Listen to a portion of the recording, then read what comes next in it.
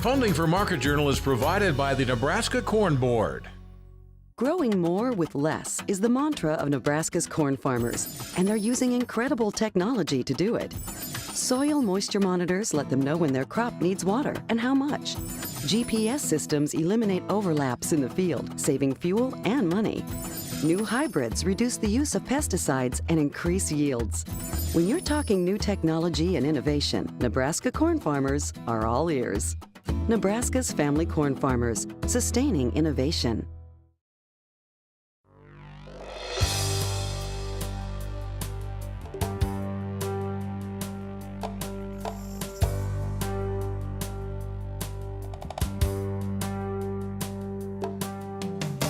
Market Journal, television for agricultural business decisions, is a presentation of the University of Nebraska-Lincoln's Institute of Agriculture and Natural Resources. Promotional support is provided by the Nebraska Farmer Magazine, and major funding for Market Journal is provided by the Nebraska Corn Board. Welcome to this week's edition of Market Journal. I'm Jeff Wilkerson. On this episode, Darin Newsom reviews market reaction to the USDA's latest production estimates. Nathan Mueller explains how to optimize soybean harvest. Rick Rasby talks about grazing cornstalks, and Brad Lubben gives an update on farm bill discussions. DTN's Darin Newsom is our market analyst this week. The U.S. Department of Agriculture in August surprised corn and soybean traders with larger than expected production estimates. The agency's updated numbers, released Tuesday, pushed output even higher. With average yields of just under 170 bushels an acre in corn and almost 50 bushels an acre in soybeans, American growers are expected to bring in their third best corn crop in history and their best ever bean harvest. The USDA expects record corn yields in 11 states, none of which are in the top 10 for production, and also record yields in 11 soybean states, none of which are in the top 5.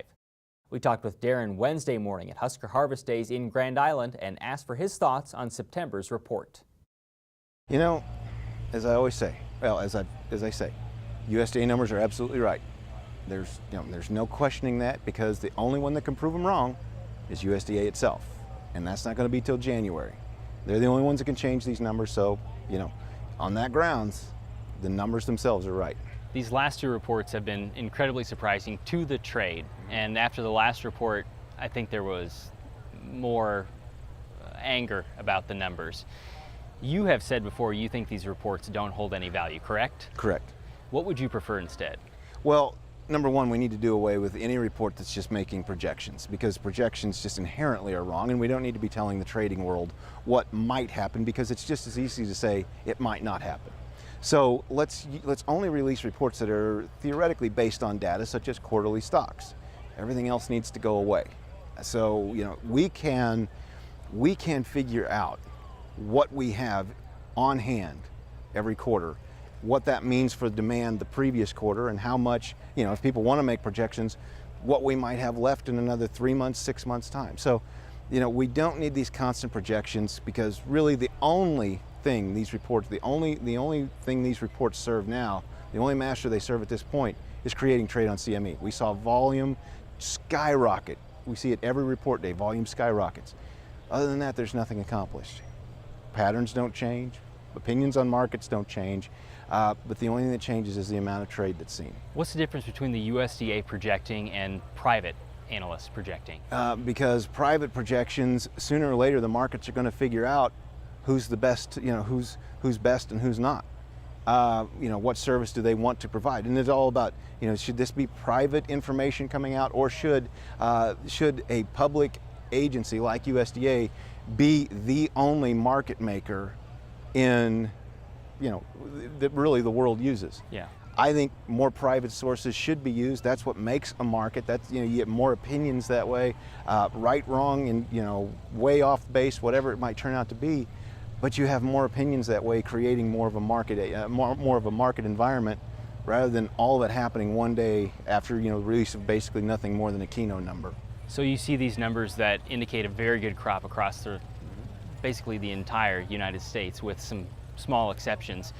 When you travel across the states, and you've traveled to Illinois recently, what do you see? Not bad. What I see corn standing in the field. Everything's turning brown. I'm not an agronomist. I don't know, you know. But from what farmers tell me, you know, we're looking at 15–20% less production than last year. What USDA is saying, 2 to 3% less. So somewhere it's all going to come out in the wash. We'll have a better idea of what we actually produced. You know, there's new equipment out there right now. There's new technology out there right now to track what yield actually is as it's coming in off the combine. So we're going to get to a point where we have a better idea of what actual yield numbers are. We're just not there yet, and I honestly, you know, I think that there's probably more problems than what's being acknowledged right now, but there's no way to tell. So what do you use for your marketing strategy then? What I use the market's opinion. I don't care about what USDA has to say. You know, there's lots of private folks out there. I don't follow them either. But I look at the future spreads, and right now they're saying, yeah, okay, Dec to March spread is bearish. The Nov to Jan soybean spread's a little bit bearish. So we're going to have plenty of soybeans coming available, plenty of corn coming available, but it's further out. We're not seeing anywhere near the level of bearishness in the deferred future spreads that USDA is projecting right now with its almost 2.4 billion bushel ending stocks for 17-18, which is crazy, or 475 million bushels of soybeans, which we know is going to come down by, you know, at least half. By the time we get to the end of the 17-18 marketing year. So yeah, we're nowhere near as bearish in what I'm looking at as what's being reported. What is your outlook for prices? Where do you think they could go, and how do you think farmers should use that for selling either old or new crop? You know, I still like the soybean market. Long term, it's in an uptrend. You know, yesterday or Tuesday's trade, I mean, Tuesday's reaction didn't do anything to change that. So I still think soybeans are going to go up. They're going to go up to a new high beyond what we've seen over the last few months. So soybeans still look good to me. Corn may try to follow along. It's held its contract low down in the low 340s, the Dec contract. It may try to rally, get back up into the 360s, 370s, but you know, there's so much old crop still left, still to be sold. You know, that's going to hurt, you know, the cash market. It's going to hurt the basis market, and then we're going to start to get some actual harvest bushels in. So I think corn's going to struggle a little bit. Maybe try to follow soybeans, you know, to a certain degree, but still struggle. What's the answer here long term? I mean, it doesn't look like the U.S. farmer is going to scale down on corn and soybean planting. In fact, they might increase if they take away from wheat. How do you build anything if we still have these huge crops? Well, we have huge crops. We have ending stocks, particularly in corn, that continue to go up. There's only two solutions. One, you have to reduce how much you produce, and that's not going to happen. We're not going to see reduction of acres to a significant degree. So we have to make sure demand continues to grow. We have to find new demand. We have to make sure we don't lose demand on the world stage. So that is key.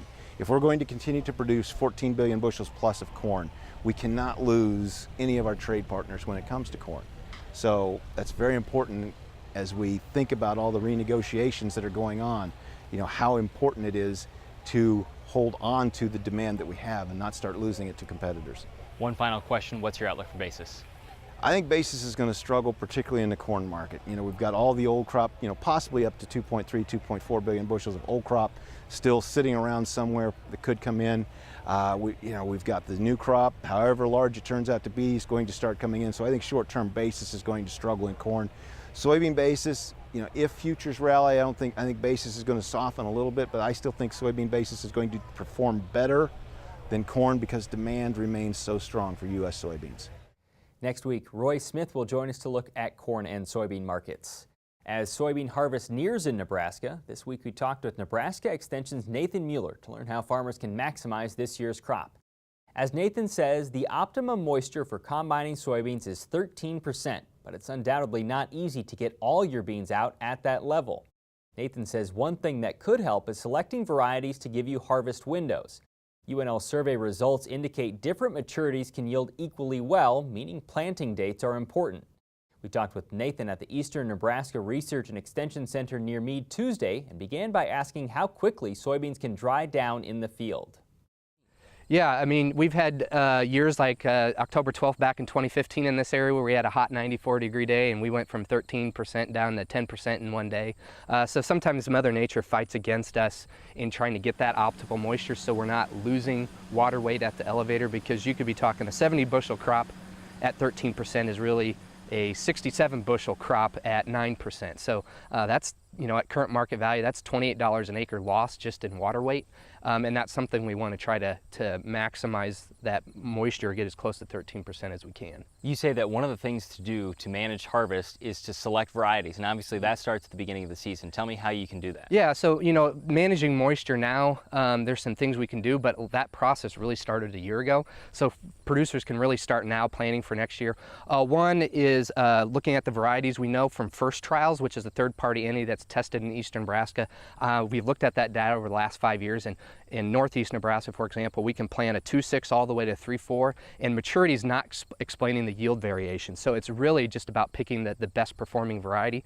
But knowing that then means we can plant a 2.6 or a 2.7 and a 3.4, and we can roughly, you get a day later to harvest, which each 0.1 relative maturity less. So if you go from a 2.5 to a 3.5, that's 10 days later. And spreading out or having that opportunity is the only way you're really going to have a chance to get more of your acres harvested at 13%. So would you recommend farmers do things specifically next year? I think so. I think, in the farm economy now, making an extra $10 an acre can make the difference between making money on your acres versus losing money. And so anything we can try to do to capture some extra profit, I think is going to be worth their time and effort. How can UNL soy water help farmers tell around this time what fields might be ready sooner than others, or ready earlier than others? Yeah, so one thing that the producers can do now is look back at their planting dates and their varieties, and there's a phenology model or a crop development model, kind of like hybrid maize, that they could plug in their date, their planting date, their variety, and it would tell them when are these fields going to reach R8 or maturity, and then they could get a ranking already now. So on a rainy day between now and harvest, if we have one, you could really rank your fields where they're likely going to be in harvest order, and that will really help you prioritize, what fields to start on and end on. How much can moisture change during the day? We talked about, from one day to the next, but during the day, how much can it change? Yeah, you could change 2% moisture just from the morning to later in the day, but then you can pick it back up in the evening. So you can try to adjust harvest a little bit to capture that, but at the same time, you don't want to miss out on some hours of harvest because you got corn to get to as well. Any specific tips on trying to minimize loss during harvest? Your reel speed, matching your reel speed with your drive speed, your travel speed is one. The direction you harvest, even though a lot of times farmers can go out an angle trying to maximize that we don't have beans essentially flying up and hitting the glass in front of you. So there are some things they can do. Most farmers are pretty familiar with making those adjustments, but those do add up. And it's just not the moisture. As we get drier beans and we get some wetting and drying events over harvest, we can start to get some shattering in parts of the state. And so it's not just the 3 bushels that we talked about, but it could be 6 or 7 if you're going from 13% to those 8 or 9. Finally, there's more interest, I think, now in cover crops than ever before. If you're trying to get a cover crop in after harvest, any recommendations? Yeah, I actually presented that data on the First Trials, looking at, can we change our variety selection to help? And so, we can really pick up 10 days difference between planting date. Just the difference between May 1st and May 15th, we can get about 5 to 8 days earlier harvest with planting, but then you have the variety, which could be up to 10 days. Getting 2 weeks earlier harvest on soybeans, 2 weeks of cover crop growth in September, October is probably worth a whole month of growth in November, December. So it makes a big difference if you're trying to especially grow cover crops for forage, for livestock. It's going to make a huge difference. Next week, Nathan will join us again to talk about best management practices for harvesting corn.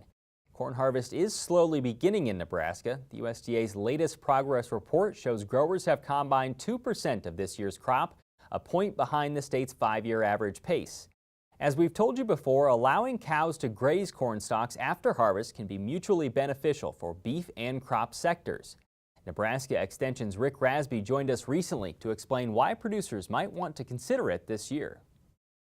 Well, one is that we have a lot of corn residue around in Nebraska, and I think probably one of the most underutilized forage resources that we have for the cow herd. So that'd be one reason. The other thing is that if you graze according to our recommendations, for a spring calving cow, you'll meet her protein and energy requirements until you get really late in the late gestation. So corn residues are good. Typically they're economical as well, and it depends on whether you have fencing around it or not, or you have water development there for the cows to drink out of, or you have to haul it. So it's really a good feed resource, and the other thing is that it's economical. If you're trying to plan it out, how do you know right now how much residue might be out there? Well, it's all based on corn yield. So, so you can actually use our cornstalk grazing calculator, and it basically you put in the yield of the corn, and it'll calculate the amount of residue that's out there. Now, our recommendation is to take half the husk and leaf, right? There's more than just husk and leaf out there. There's husk and leaf, cob, and stalk. And cattle, when they graze corn residue, they're going to be selective grazers, in that they'll basically, any corn left in the field first, but anymore there's not a lot of corn left out there. Them combines are like vacuum sweepers, and that's the way it should be. But corn followed by the husk and the leaf, and finally the cob and the stalk. And really, the husk and leaf, the reason why they have that preference over the cob and stalk is because of palatability. So they'll select the most nutritious parts of that stalk field, and the most nutritious, basically, those are the items that help meet their requirements. How much do you want to play with stocking rates? Well, you know, the thing is that I would really stick close to our cornstalk grazing calculator, in that you take half the husk and leaf. And the reason is that you want to leave residue out there too. But the other part is that it really, we've done a lot of research at the University of Nebraska on this kind of grazing technique. And we know that if you take half the husk and leaf, that you'll not see any reduction in subsequent yield. So that's corn followed corn and corn soybean rotation. So that's why I'd stick pretty close to that, and it really does a much better job. When you force cows to graze the cob and the stalk, they are going to lose weight and body condition, because it just doesn't have the nutrients there to meet our requirements. Do you notice any difference between western Nebraska, central Nebraska, eastern Nebraska?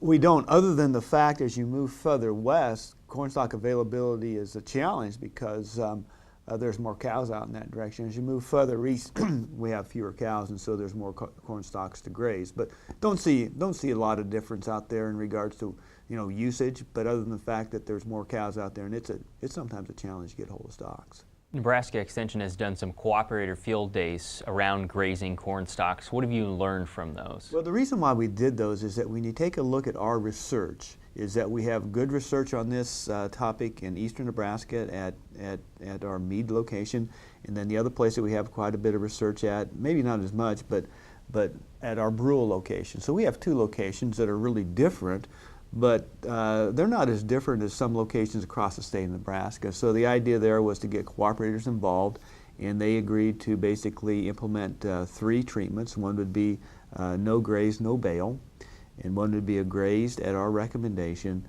and then one would be a baled. And when you take a look at, we measured all kinds of parameters out there, and when they grazed at our recommendation at all the locations, we saw no reduction in corn yield. So it kind of gave verification of what, and these are only, 3-year projects, but kind of gave verification of what we have in regards to the long-term projects. It said, yeah, this looks like it can be used across the state. Finally, Nebraska Extension has a new online tool that might be able to help connect farmers and producers with livestock. Tell me about it. Yeah, you know, we did a survey based on some of the things that we were getting feedback in regards to the SARE project. And one of those was I would graze if I knew where there were corn stalks available. So the idea behind the Cornstalk Exchange is to basically connect producers that have cattle that would graze corn residues with those producers that don't have cattle, but they have corn residue available to be grazed. On the Market Journal website, we'll link to more resources on grazing corn stalks, including the new online crop residue exchange. The September Nebraska Farmer says Nebraska growers deal with a wide range of conditions. This month's issue says for many farmers, variable rate irrigation may seem the obvious solution. But with the initial investment of a VRI system, father and son Rex and John Waltz, who farm near Stapleton, looked to another option, variable rate seeding. You can read about their program in the September Nebraska Farmer. Discussions about the structure of the next farm bill continue across the country. Nebraska's congressional delegation held a listening session in Grand Island during the Nebraska State Fair to hear questions and comments on future legislation. Nebraska Extension Policy Specialist Brad Lubben took part in that conversation. We talked with him Wednesday at Husker Harvest Days and began by asking how the current economic environment is impacting the outlook for safety net programs like ag risk coverage and price loss coverage. We certainly are seeing a lot of questions about how much support is in the Farm Bill. And it has been substantial. We have to recall the ARC program has paid out substantially on the 14 crop and the 15 crop. And it's actually so big on cash flow this fall. The 16 crop payments will be due in October, and they're still going to be substantial, if somewhat smaller than last year in total. But we have to also recognize that the 17 crop, it gets paid next year at this time, and it's very little under the ARC program, at least under current projections, and the 18 crop as well. So the ARC program has done exactly what we expected it to do. It helped us out as we came off of high prices. It's also worked itself down to the point that there's not much support left in the program. The listing session that was in Grand Island recently, which you participated in, what do you think was the focus of that, or the attention of that? Well, clearly we know that there are ARC program issues, and there are ARC versus PLC, agricultural risk coverage, the revenue program, versus PLC, the price loss coverage program. And the biggest issue may simply be when we have a new farm bill, or even if we end up extending the current bill, we're likely to have a new choice for producers in 2019 between those programs. As I noted, ARC has come down over time. That may mean that PLC, not by virtue of a program change, but by virtue of changing market conditions, PLC might become the bigger question going forward. What was the focus of trade at that event? Well, in addition to the focus on the safety net, producers reminded the Nebraska delegation, and as we have seen, that in addition to the safety net, we can't forget other issues, and trade is certainly at the top of that issue. We've got uncertainty about where we stand with trade policy and agreements and negotiations.